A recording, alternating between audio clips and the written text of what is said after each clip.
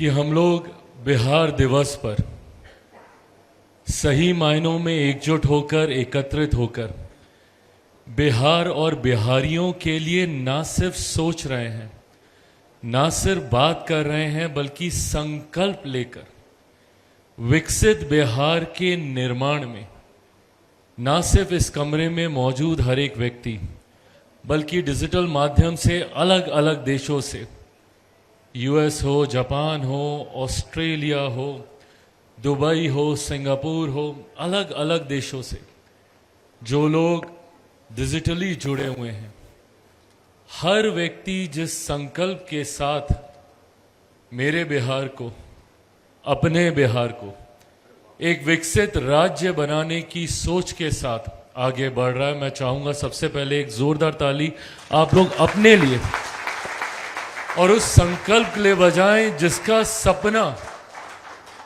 दशकों से पीढ़ियों ने देखा। मेरे पिता ने देखा, उनके पिता ने देखा, पीढ़ियां गुजर गई इस बात की कल्पना करते हुए कि कब मेरा बिहार एक विकसित राज्य बनेगा।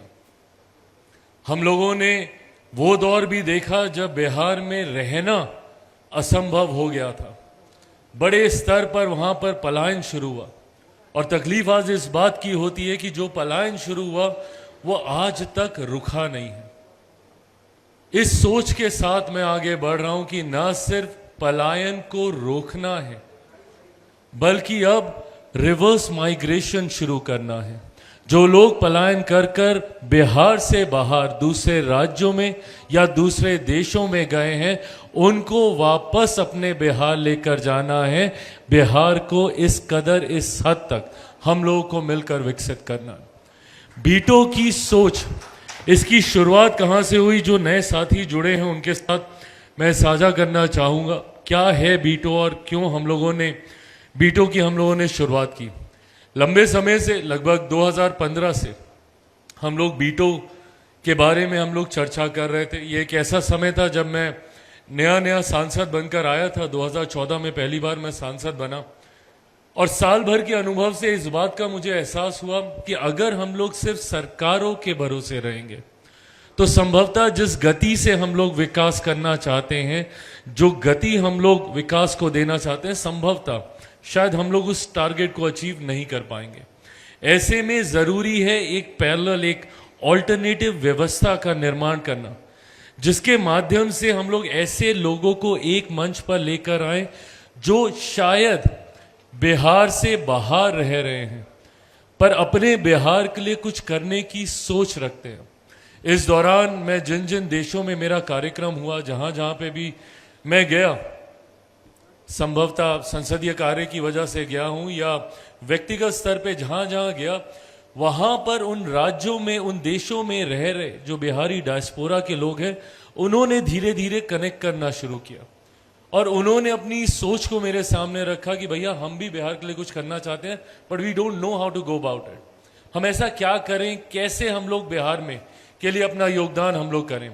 कई बार हम लोग कुछ करते हैं बट वो सही में धरातल तक पहुंचता है, नहीं पहुंचता है। जिस सोच के साथ हम लोग कर रहे हैं वो सोच वहां तक पहुंची, नहीं हम लोग को पता चलता।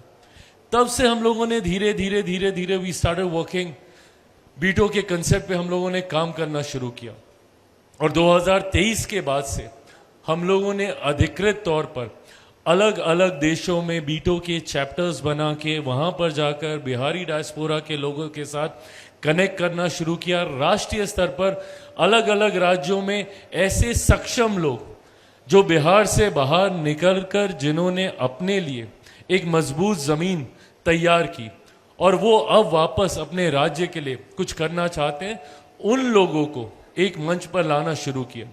खुशी मुझे इस बात की और ज्यादा हुई जब यही उत्साह मैंने कुछ ऐसे लोगों के मन में भी देखा जो संभवतः बिहार से नहीं है, पर उनकी सोच बिहार के लिए है, बिहारियों के लिए है। इन तमाम लोगों को हम लोगों ने धीरे धीरे एक मंच पर लाना शुरू किया।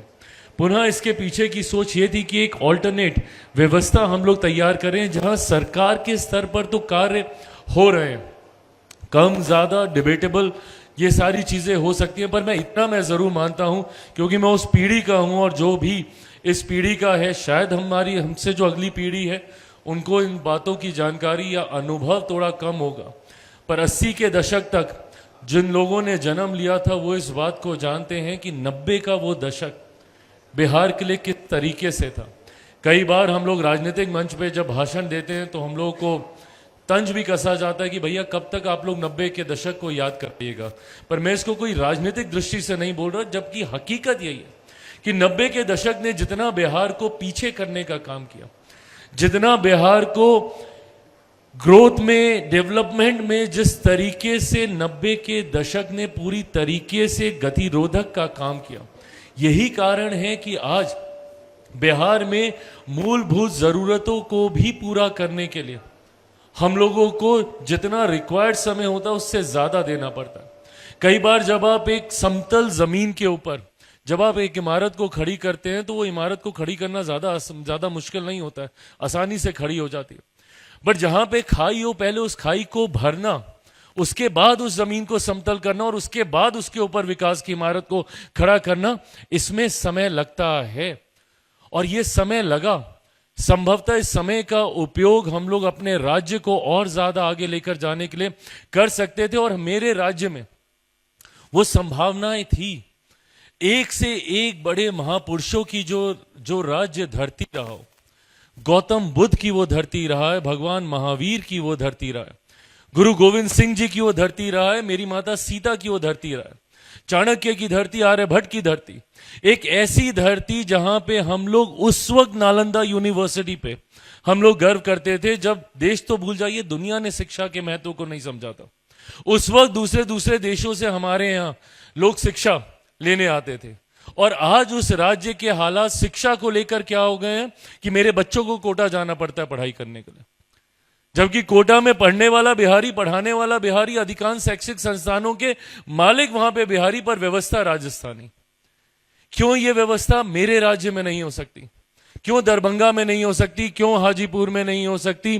क्यों भागलपुर में नहीं हो सकती? क्यों बिहार के अलग अलग जिलों के क्लस्टर्स बना के उसको एजुकेशनल हब के तौर पर हम लोग क्यों नहीं डेवलप कर सकते? ये नहीं हुआ, क्यों? क्योंकि वो 90 का दशक जिस तरीके से भय डर का माहौल वहां पे पूरी तरीके से खड़ा कर दिया गया था। अभी जिस बात का जिक्र अनिल जी कर रहे थे, एक वो दौर जो 25 साल पहले जो व्यक्ति बिहार गया हो और एक आज का समय, मैं मानता हूं कि बदलाव हुए हैं और काफी चीजें सुधरी हैं, कनेक्टिविटी बहुत सुधरी है। हम लोग इस बात को कोसते रहे कि भैया क्यों हमारे राज्य में उद्योग नहीं आए, उद्योग नहीं आए, उद्योग नहीं आए। कैसे आते? इंडस्ट्रियलाइजेशन के लिए जो बेसिक जरूरतें होती हैं, कनेक्टिविटी, बिजली, पानी, ये व्यवस्था ही नहीं थी बिहार में। 90 का वो पूरा दशक देख लीजिए, अर्ली 2000 देख लीजिए, जिस तरीके से वहां पे मैं खुद, कल मैं अपने गांव जा रहा हूं, वहां पे परिवार में घटना घटी, पर ये गांव, कल मैं ये सोच सकता हूं कि मैं सुबह जाऊंगा और शाम को मैं वापस आ जाऊंगा क्योंकि पार्लियामेंट परसों चलेगा। ये सोच मैं इसलिए रख सकता हूं क्योंकि आज वो कनेक्टिविटी बनी है। नहीं तो यही वो गांव था जहां पे दो नदियां पार कर कर पूरा दिन मुझे लगता था अपने गांव पहुंचने में। शहर बन्नी खगड़िया में, अलौली विधानसभा में पड़ता है, पूरा दिन मुझे लगता था वहां पहुंचने में। आज मैं 3-3.5 घंटे में वहां पहुंचने की मैं सोच रख सकता हूं। ये कार्य हुए हैं, पर इतने भर से ही हमें संतुष्ट नहीं होना। और एक बड़ी लड़ाई जो हम लोग को मिलकर लड़नी है वो परसेप्शन की लड़ाई है। 90 के वो दशक और वो पूरे दौर ने एक परसेप्शन ऐसा बना दिया बिहार को लेकर कि बिहार सबसे पिछड़ा राज्य है, कोई कनेक्टिविटी नहीं है, बिजली नहीं होगी, पानी नहीं होगा। चीजें बदली हैं, पर इस बदलाव का जब तक कोई जाएगा नहीं, अनुभव नहीं करेगा, तो सिर्फ चर्चाएं होती रहेंगी। मैं खुद, मेरे विभाग की मैं बात करूं, मैं जो मेरे प्रधानमंत्री ने मुझे जिस विभाग की जिम्मेदारी दी है, फूड प्रोसेसिंग इंडस्ट्रीज की, मैंने जब इसको लेकर बैठकें बिहार में आयोजित करना शुरू किया और मैंने इंडस्ट्री से आग्रह किया कि आप आए, आप निवेश करें मेरे प्रदेश में, तो उनमें से अधिकांश लोगों ने हाथ खड़े कर दिया कि भैया बिहार में नहीं। क्यों? क्योंकि बिहार में सेंस ऑफ सिक्योरिटी नहीं है, बिहार में इंफ्रास्ट्रक्चर नहीं है। उनसे मैंने विनम्र आग्रह किया कि आप गए कभी बिहार? तो जवाब आया नहीं। मैंने बोला एक बार आप चलिए मेरे साथ। और जब वो गए वहां पर, 2 दिन उन्होंने वहां पे प्रवास किया और उसके बाद अगले दिन जब बैठक में मैंने उनसे पूछा कि अब आप बताइए आपको कोई दिक्कत है यहाँ निवेश करने के लिए? उनका जवाब अलग था। ये परसेप्शन की लड़ाई भी हम लोग को लड़ने की जरूरत है। हम लोग को इस सोच को बदलने की जरूरत है कि बिहार है, पिछड़ा है। आज की तारीख में मैं मानता हूं शायद ही कोई ऐसा क्षेत्र होगा जहां पे आपको बिहारी देखने को ना मिले। और अगर मैं गलत बोलूंगा तो मुझे टोकिएगा, बट बड़े बड़े मीडिया हाउसेज में बड़े बड़े पदों पे आपको बिहारी मिल जाएंगे। बड़े बड़े बिजनेस हाउसेज में आपको सीईओ, सीएफओज आपको बिहारी मिल जाएंगे। नीडलेस टू से maximum number of IAS, IPS officers मेरे बिहार से आते हैं। आप हॉस्पिटल्स में चले जाइए, एचओडीज आपको बिहारी मिल जाएंगे। तो जब बिहारी इतना आगे, तो मेरा बिहार इतना पीछे क्यों रह गया? ये सवाल आज हम लोग को अपने आप से करने की जरूरत है। क्या कारण है कि आज इतना कुछ होने के बावजूद बिहार उस कदर, उस हद तक आगे नहीं बढ़ पाया? जब भारत एक साथ आजाद हुआ, भारत के तमाम प्रदेश एक साथ आजाद हुए, तो क्यों कहीं दिल्ली, बंबई जैसे चमचमाते शहर हम लोग को देखने को मिलते हैं, और दूसरी तरफ मेरा बिहार प्रदेश जो आजादी के लगभग अब 8 दशक होने को आ रहे हैं, और अभी भी पिछड़ा राज्य, पिछड़ा राज्य, पिछड़ा राज्य, कब तक पिछड़ा रहेगा? और इसके लिए हम सबको एकजुट होकर एक साथ आना होगा। आज जब मेरे प्रधानमंत्री 2047 तक जब भारत आजादी की 100वीं वर्षगांठ मना रहा होगा, तब तक मेरा देश एक विकसित भारत बने। जब इस संकल्प के साथ प्रधानमंत्री आगे बढ़ते हैं तो भारत विकसित तब बनेगा जब मेरा बिहार विकसित बनेगा, जब बिहार का हर एक जिला विकसित बनेगा, जब बिहार का हर एक प्रखंड विकसित बनेगा, जब बिहार का हर एक पंचायत, हर एक गांव, हर एक घर, हर एक परिवार विकसित बनेगा। हमें सिर्फ इंफ्रास्ट्रक्चर पे ही नहीं काम करना होगा। जब तक बिहार का राजस्व नहीं बढ़ेगा, जब तक रेवेन्यू जनरेशन नहीं होगा, जब तक प्रति व्यक्ति आय में इजाफा नहीं होगा। हम लोग किसानों की आय को मजबूती देने की हम लोग बात करते हैं, पर हकीकत है प्रति व्यक्ति आय पर भी हम लोग को काम करना होगा। हम लोग को काम करना होगा इस सोच को आगे बढ़ाने के लिए कि कैसे हर व्यक्ति के हाथ में ज्यादा कमाई बचे, कैसे हर व्यक्ति ज्यादा बचत अपने हाथ में रख सके। इसके लिए जब तक हम लोग रेवेन्यू जनरेट नहीं करेंगे, इसके लिए जब तक हम लोग रेवेन्यू जनरेशन पे हम लोग काम नहीं करेंगे। अब मेरा विभाग जिसका मैं जिक्र कर रहा था, मैं मानता हूं मल्टीपल वर्टिकल्स हैं जो बतौर चैलेंजेस हम लोग के सामने खड़े हैं। और बिहार क्योंकि कृषि प्रधान प्रदेश है, एक बड़ी आबादी वहां पे किसानी के साथ जुड़ी हुई है। ऐसे में प्रसंस्करण का एक ऐसा क्षेत्र है जिसको जितना हम लोग बल दे सकें, और पिछले 1.5 साल में मैंने ये एक ईमानदार प्रयास किया कि ज्यादा से ज्यादा प्रसंस्करण से जुड़े हुए उद्योगों को वहां लेकर जा सकूं। बिहार में मैं जहां से आता हूं, हाजीपुर का केला हो या मुजफ्फरपुर की लीची हो, भागलपुर का आम हो, मखाना जिसका सबसे ज्यादा उत्पादन मेरे राज्य में होता है, आज वो नेशनली ही नहीं ग्लोबली एक सुपरफूड के तौर पर उसकी पहचान बनी है। पर इन चीजों के प्रसंस्करण की व्यवस्था, जब वहां पे फार्म के करीब ही ये प्रोसेसिंग यूनिट्स लगने लग जाएंगे, स्वाभाविक है किसानों की आर्थिक मदद तो उससे होगी ही होगी। आज की तारीख में किसान परेशान इसलिए होता है क्योंकि उसके पास होल्डिंग कैपेसिटी नहीं होती। औने पौने दामों पर जब उसे अपना अनाज बेचना पड़ता है, इस वजह से उसके पास वो कमाई नहीं बचती। बट कल को जब होल्डिंग कैपेसिटी आएगी, वो वैल्यू चेन बनेगी, कोल्ड स्टोरेजेस होंगे, प्रसंस्करण के माध्यम से पेरिशेबल फूड आइटम्स को लंबे समय तक वो होल्ड कर पाएगा, तब उसके पास वो आर्थिक ताकत धीरे धीरे बढ़ेगी। जब उसके पास वो आर्थिक ताकत बढ़ेगी तो अपने आप राज्य का राजस्व ग्रो होने लगेगा। इंडस्ट्री जाएंगी, उससे भी रेवेन्यू जनरेशन होगा, और दूसरा वर्टिकल जो चैलेंज के तौर पे आता है, जॉब अपॉर्चुनिटीज क्रिएट होंगी। और तीसरी और सबसे बड़ी चिंता जो फूड वेस्टेज की हम लोग करते हैं, जो अनाज खराब होता है, और देश की एक बड़ी आबादी, आज की तारीख में संतोष हम लोग को इस बात का है कि कम से कम हमारे पास प्रोडक्शन की चिंता नहीं है। नहीं तो देश ने एक ऐसा दौर भी देखा था जब हमारे पास देश में अनाज की कमी होती थी। हरित क्रांति के माध्यम से, ग्रीन रेवोल्यूशन के माध्यम से हम लोगों ने प्रोडक्शन पे तो बल दिया, वॉल्यूम क्रिएट कर लिया, बट वैल्यू ऐड करने की जब बात आई तो इस सेक्टर को ना के बराबर हम लोगों ने एक्सप्लोर किया। मुझसे पूर्व में किसी एक वक्ता ने इस बात का जिक्र भी किया कि जितनी क्षमता है हम लोगों में, उस क्षमता को हम लोग एक्सप्लोर ही नहीं कर पा रहे हैं। और उस क्षमता को एक्सप्लोर ना करने का कारण लंबे समय तक है नीतियां भी रही। इससे पहले प्रसंस्करण के क्षेत्र में एफडीआई को हम लोगों ने अनुमति ही नहीं दी थी। पिछले 11 साल में 100% एफडीआई को हम लोगों ने अनुमति दी, अलग अलग योजना, अलग अलग स्कीम के माध्यम से धीरे धीरे धीरे धीरे इस क्षेत्र को भी हम लोग बढ़ावा देने का काम कर रहे हैं। पर ये एक क्षेत्र ऐसा है, और मेरा राज्य बिहार जैसा राज्य एक ऐसा राज्य है जहां पे इस सेक्टर के ग्रो होने की अनंत संभावनाएं हैं। मेरे प्रधानमंत्री चाहते हैं कि इवेंचुअली भारत एक ग्लोबल फूड बास्केट के तौर पर अपने आप को दुनिया के सामने प्रस्तुत करे, और ये क्षमता है हम में, जहां एक तरफ हम अपनी फूड नीड्स को सिक्योर करते हुए चाहते हैं कि इवेंचुअली भारत एक ग्लोबल फूड बास्केट के तौर पर अपने आप को दुनिया के सामने प्रस्तुत करे, और ये क्षमता है हम में, जहां एक तरफ हम अपनी फूड नीड्स को सिक्योर करते हुए हम लोग दुनिया को फूड सिक्योरिटी प्रोवाइड कर सकते हैं, और हम लोग कई देशों को कर भी रहे हैं। फूड कॉरिडोर्स हम लोगों ने बिल्ड किए हैं अलग अलग देशों के साथ, ताकि हम अपनी खाद्य जरूरतों को पूरा करते हुए उन देशों की भी खाद्य जरूरतों को हम लोग पूरा कर सकें। ये क्षमता है हम में, पर जरूरत है इसको और बढ़ाने की, और वो प्रसंस्करण के माध्यम से ही होगा, वो प्रोसेसिंग के माध्यम से ही होगा। इवेंचुअली मेरा सपना है, मैं चाहता हूं और ये संभव हो सकता है, मैं चाहता हूं कि दुनिया का कोई भी डाइनिंग टेबल ऐसा ना हो जहां पे कम से कम एक भारतीय खाद्य पदार्थ जरूर होना चाहिए। इस दिशा में हम लोग को आगे बढ़ने की जरूरत है, जिसमें मेरा राज्य बिहार महत्वपूर्ण योगदान कर सकता है।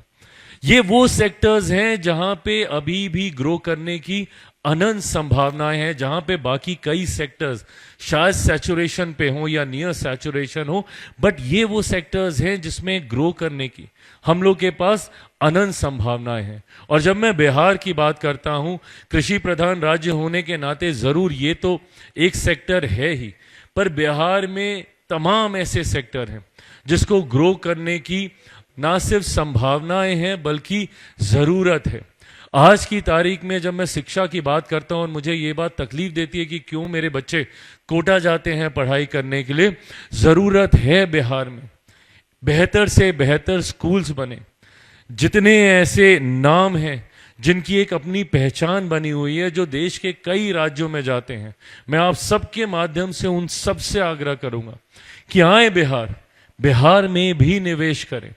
इस बात की जिम्मेदारी मैं लेता हूं, बीटो लेगा इस बात की जिम्मेदारी कि आपका निवेश सुरक्षित रहे। इस बात की जिम्मेदारी बीटो लेगा कि आपको वहां पे व्यवस्था में किसी तरीके की दिक्कत ना आए, कोई बॉटलनेक्स ना आए, आपको ईज ऑफ बिजनेस मिले, आपको क्लियरेंसेस में दिक्कत ना आए। इन तमाम चीजों की जिम्मेदारी मैं और बीटो मिलकर हम लोग निभाने का काम करेंगे, पर जरूरत है आने की। शिक्षा के क्षेत्र में अनंत संभावना है, और मैं अनिल जी का मैं विशेष तौर पे मैं धन्यवाद करूंगा। मैं चाहूंगा एक बार जोरदार ताली आप लोग इनके लिए बजाएं। यूनिवर्सिटी का एक सपना लंबे समय से मैंने देखा था, और मैं चाहता था कि एक ग्लोबल लेवल की उस स्तर की यूनिवर्सिटी मेरे राज्य में हो, ताकि ना सिर्फ बिहार का बच्चा वहां पे, ये मेरा सपना रहा है कि जब कोई दिल्ली का लड़का या मुंबई की लड़की जब बिहार जाए शिक्षा के लिए, क्योंकि आज तक मैंने सिर्फ यही सुना है कि हम ही लोग दूसरे राज्य जाते हैं, दिल्ली जाते हैं शिक्षा के लिए, मुंबई जाते हैं रोजगार के लिए, और तकलीफ इस बात की होती है कि जाते तो हम लोग पढ़ाई के लिए, बट उसके बाद वहीं पर हम लोग नौकरी करते हैं, वहीं पर घर खरीदते हैं, वहीं पर शादी करते हैं, वहीं पर बच्चे पैदा करते हैं, और फिर उसी राज्य के होके रह जाते हैं, और अपने राज्य में हम लोग प्रवासी कहलाते हैं। इस व्यवस्था को बदलने की जरूरत है। जब तक दिल्ली के बच्चे बिहार नहीं जाएंगे पढ़ने के लिए, जब तक मुंबई के बच्चे बिहार नहीं जाएंगे पढ़ने के लिए, जब तक दिल्ली से भगवान ना करे किसी को स्वास्थ्य संकट आए, बट जब तक कोई इलाज के लिए बिहार नहीं जाएगा, हम लोग उस विकसित राज्य का सपने को हम लोग पूरा नहीं कर पाएंगे। आज भी मैं दिल्ली में देखता हूं, एम्स के सामने दिनों दिन तक लाइन लगाकर लोग खड़े रहते हैं डॉक्टर से मिलने के लिए।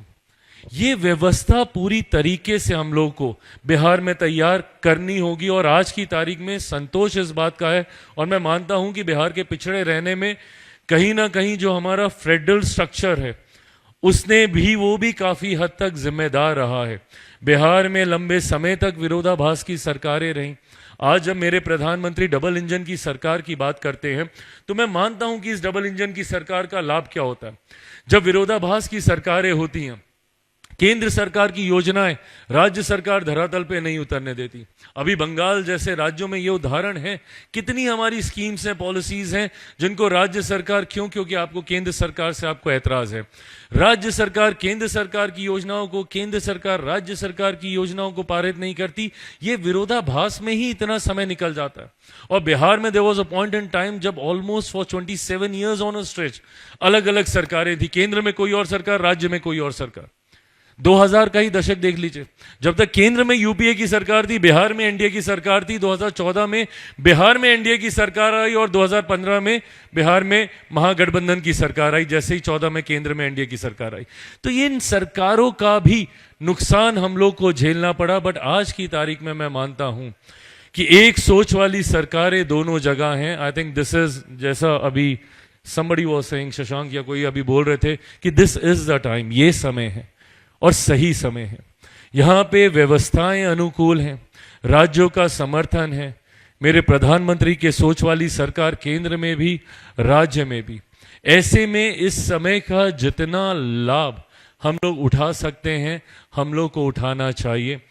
एक टारगेट के साथ मैं बीटो हम लोग आगे बढ़ने का काम कर रहे हैं। हम लोग चाहते हैं कि कम से कम साल या 2 साल में एक बड़ी यूनिवर्सिटी जरूर बिहार में आए। बिहार में वो क्षमता है कि हम लोग बिहार को एक एजुकेशनल हब के तौर पर हम लोग विकसित कर सकते हैं। बिहारी बुद्धि में जितनी क्षमता है, शायद ही, मैं किसी और को वो नहीं कर रहा, पर मैं मानता हूं कि हम लोग की बुद्धि बहुत तेज होती है। तो ऐसे में ज्यादा से ज्यादा यूनिवर्सिटीज बिहार में आए and at the same time parallelly हम लोग को हेल्थ सेक्टर पे भी काम करने की जरूरत है। आप सबके माध्यम से मैं चाहूंगा कि जितने लोग हेल्थ सेक्टर में जुड़े हुए हैं, जब तक बिहार के हर एक प्रखंड में, look at the length and the breadth of my state, जरूरी है कि एक इतनी बड़ी आबादी वाले राज्य के लिए, लगभग 14 करोड़ की आबादी मेरे राज्य में है, उसके लिए जब तक हम लोग ब्लॉक लेवल पे मल्टी स्पेशलिटी हॉस्पिटल्स नहीं डेवलप करेंगे, तब तक हम लोग स्वास्थ्य की उस समस्या को हम लोग एड्रेस नहीं कर पाएंगे। धीरे धीरे मैंने जैसा जिक्र किया, कनेक्टिविटी हो रही है। जो लोग बाहर जुड़े हुए हैं उनसे भी, क्योंकि लंबे समय तक मेरे पास ये शिकायत आती थी जब भी मैं इंटरनेशनल ट्रैवल करता था कि बिहार में कोई इंटरनेशनल एयरपोर्ट नहीं है, इंटरनेशनल एयरपोर्ट नहीं है। अब बहुत जल्द बिहार में अपना एक इंटरनेशनल एयरपोर्ट होगा, इस बात की घोषणा भी केंद्र सरकार के द्वारा की जा चुकी है। सो इन टर्म्स ऑफ कनेक्टिविटी भी अब मुझे नहीं लगता कि कोई समस्या हम लोगों के सामने आएगी। बस जरूरत है उस सोच को बदलने की, और वो सोच हम सब ही मिलकर बदल सकते हैं। और मैं इसमें आप सबके माध्यम से मेरी आने वाली अगली पीढ़ी से भी मैं आग्रह करूंगा, सबसे पहले तो हम लोग को वो गर्व लेना होगा बिहारी होने पर। पता नहीं क्यों, पर कई बार मैं देखता हूं कि हम लोग को जितने गर्व से कहना चाहिए कि हम बिहारी हैं, मैं गर्व से कहता हूं और मैं हर मन से मैं कहता हूं कि मैं बिहारी हूं। बट कई बार जब मैं कॉलेजेस में जाता हूं, बच्चों के साथ इंटरेक्ट करने जाता हूं, कितने बच्चे हैं उस कॉलेज के जो आएंगे और मेरे कान में आके मुझे बोलेंगे कि भैया हम भी बिहार से हैं। तो मैं बोलता हूं क्यों धीरे बोल रहे हो भाई? नहीं, पर यहां पे किसी को पता नहीं कि हम बिहार से हैं। क्यों हम अपनी पहचान छुपाते हैं? क्यों हम अपने व्यक्तित्व पे खुद गर्व नहीं करते? भाई मैं खुशी से मैं बोलता हूं कि हम वो लोग हैं जिनको खुशी होती है, खुशी नहीं होती। अगर हमारा उच्चारण ऐसा है, उस पर भी हमें गर्व होना चाहिए। और यही भारत की खूबसूरती रही है, अलग अलग बोलियां, अलग अलग भाषाएं, अलग अलग उच्चारण। हम लोग को अपने उच्चारण पे गर्व करना चाहिए, अपनी वेशभूषा पे हम लोग को गर्व करना चाहिए, अपनी परंपराओं पे हम लोग को गर्व करना चाहिए। आज की तारीख में हमारी परंपराएं राष्ट्रीय अंतर्राष्ट्रीय स्तर पर अपनाई जा रही हैं। छठ महापर्व की अब शुरुआत हो रही है। छठ महापर्व जितना बिहार में धूमधाम से मनाया जाता है, उतना ही अमेरिका, लंदन, ऑस्ट्रेलिया, सारी जगह मनाया जाता है। धीरे धीरे हमारी पहचान ग्लोबल स्तर पे बढ़ती जा रही है। हमारी भाषा, भोजपुरी भाषा, आज की तारीख में दुनिया में एक बड़ी आबादी इस भाषा को बोल रही है। तो ऐसे में जब तक हम खुद बिहारी होने पर हम गर्व नहीं करेंगे, तब तक कोई दूसरा हमें उस सम्मान की नजर से नहीं देखेगा। इसी सोच के साथ बीटो की शुरुआत की गई है। ये बिहार के खोए हुए गौरव, बिहार के खोए हुए स्वाभिमान, बिहार की अस्मिता की लड़ाई है। बिहार को एक विकसित राज्य बनाने की लड़ाई है। एक ऐसी व्यवस्था जहां हम किसी दूसरे का इंतजार नहीं करेंगे हमारे लिए कार्य करने का। हम खुद इस व्यवस्था के माध्यम से इतने सक्षम होंगे कि जिस चीज की जरूरत होगी हमें, उस चीज को हम बिहार की धरती पर, धरातल पर हम लोग उतार कर रहेंगे।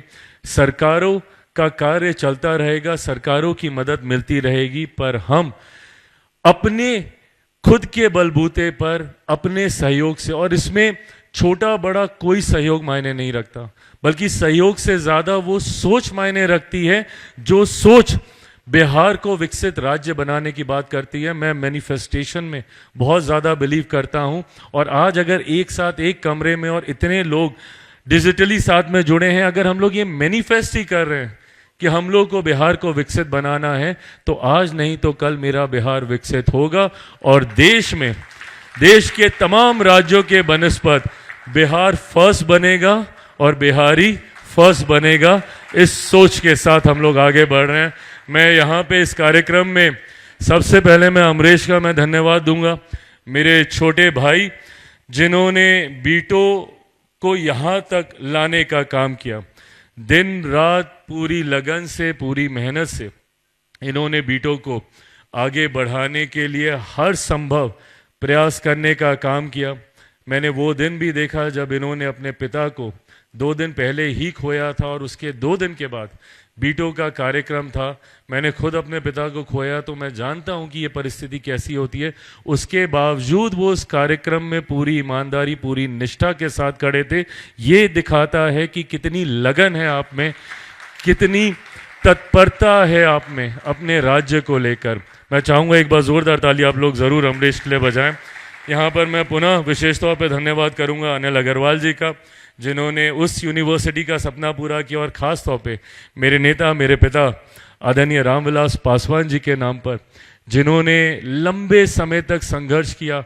लगभग 5 दशक से ज़्यादा वो सक्रिय राजनीति में रहे, और मुझे इस बात का गर्व होता है कि कोई व्यक्ति 50 साल से ज़्यादा सक्रिय राजनीति में हो और उसके बावजूद उनके ऊपर 1 रुपया तो क्या 1 पैसे का कोई आरोप नहीं लगा सकता।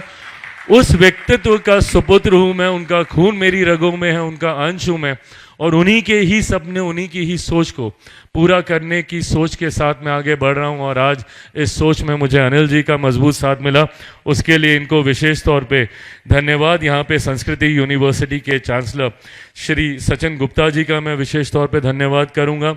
यहाँ पर पेटीएम के CEO, उन्होंने अपनी बातों को यहाँ पे रखा, अभय शर्मा जी का मैं विशेष तौर पे धन्यवाद करूँगा। यहाँ पे फाउंडर ऑफ ब्लू आसवा श्री सत्य बंसल जी मौजूद, उनका धन्यवाद। यहाँ पे जिंदगी लाइफ के फाउंडर दीपक महेश्वरी जी का हृदय से आभार। यहाँ पे धनंजय सिंह जी का, DG NHRDN का, उनका विशेष तौर पे धन्यवाद। शशांक, जिनके बारे में देहात स्टार्टअप का आप लोगों ने सुना, ये वो स्टार्टअप्स हैं जिनको बिहार में हम लोग को प्रोत्साहन देने की ज़रूरत है। इनको कंप्लीट हैंड होल्डिंग प्रोवाइड कर कर कैसे इन स्टार्टअप्स को नेशनली एंड ग्लोबली हम लोग आगे लेकर जाएं, उसके लिए भी आज कई लोग सामने आए हैं। मैं उनका भी विशेष तौर पे धन्यवाद करूंगा।